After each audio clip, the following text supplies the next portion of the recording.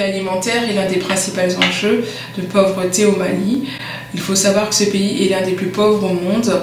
Il est classé 176e sur 187 à l'indicateur des développements humains. Il doit faire face à plusieurs défis que sont la sécurité alimentaire entraînée par la désertification de son territoire. Il faut savoir que le Mali est composé à 65% d'un territoire désertique ou semi-désertique, alors que 70% de sa population est composée de petits agriculteurs.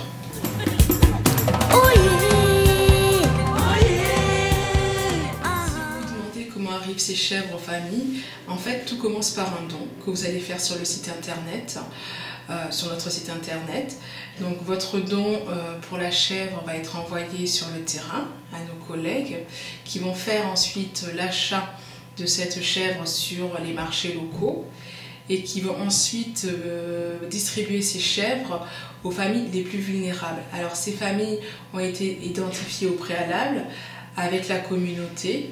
Et ces familles à qui nous allons délivrer ces chèvres sont aussi des familles qui ont émis la volonté de commencer un petit élevage. Donc tout est fait en concertation avec la communauté et les familles bénéficiaires.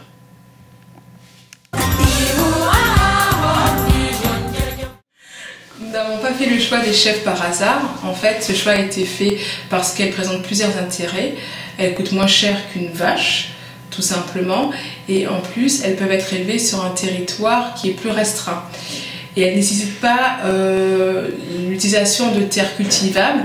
Et comme je l'ai dit précédemment, le Mali est composé à 65% de terres désertiques et semi-désertiques. Donc ces chèvres peuvent être élevées sur un territoire, sur des terres marginales.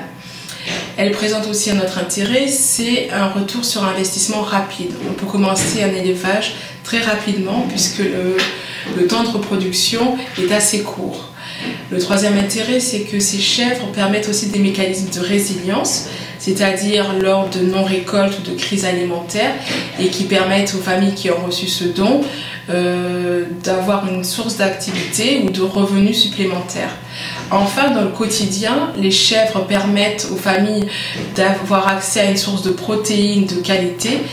Et là, plus particulièrement pour les femmes enceintes et les enfants, dont on sait que ce sont les plus vulnérables, souvent en situation de crise alimentaire. Donc voilà, donc les chèvres présentent cet intérêt, un coût limité et un retour sur investissement très rapide.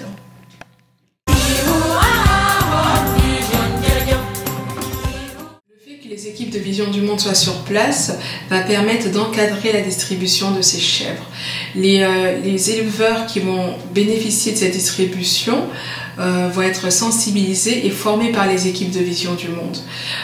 On va les former aux soins à apporter à ces chèvres, donc comment les vacciner, comment les soigner, mais aussi comment construire un abri adapté, et on va aussi les former aux techniques de production.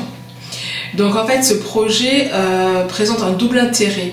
Non seulement il va permettre aux agriculteurs de diversifier leurs sources de revenus, de passer de sources de revenus uniquement agricoles à celles aussi de l'élevage, mais aussi d'améliorer leur mode de vie, leur quotidien, parce qu'en augmentant leurs sources de revenus, ils vont pouvoir prendre en charge non seulement une alimentation équilibrée pour leurs enfants, mais aussi leur permettre d'aller à l'école et d'avoir accès aux soins de santé payants.